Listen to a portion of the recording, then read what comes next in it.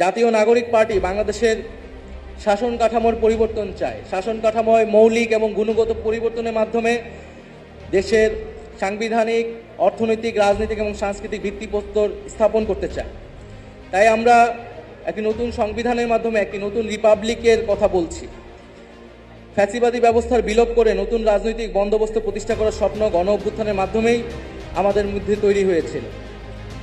আমরা তাই সেই নতুন রাজনৈতিক বন্দোবস্তের কথাই বারবার বলে যাচ্ছি। আমরা এর সাথে বলছি যেই ফ্যাসিবাদী যারা দোষর রয়েছিল তাদের দ্রুত বিচার আমাদের সকলেরই প্রত্যাশা। সেই দৃশ্যমান বিচার কার্যক্রম আমরা দেখতে চাই। বিচারের মাধ্যমে আমরা আওয়ামী লীগের রাজনৈতিক ফয়সালা করতে চাই এবং গণ অভ্যুত্থানের মাধ্যমে জনগণ আওয়ামী লীগের বিরুদ্ধে 5ই আগস্টই রায় দিয়ে দিয়েছিল।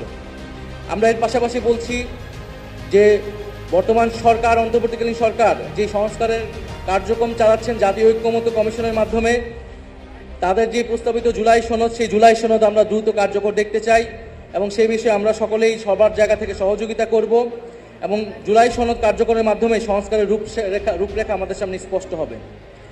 আমরা চাই সংবিধান সম্পর্কিত বিষয় ছাড়া বাকি আরও যে গুরুত্বপূর্ণ সংস্কার কার্যক্রম রয়েছে, যেমন জনপ্রশাসন, পুলিশ ইত্যাদি, এই অন্তর্বর্তী সরকারের সময়ে অধ্যাদেশের মাধ্যমে দ্রুত বাস্তবায়ন করতে।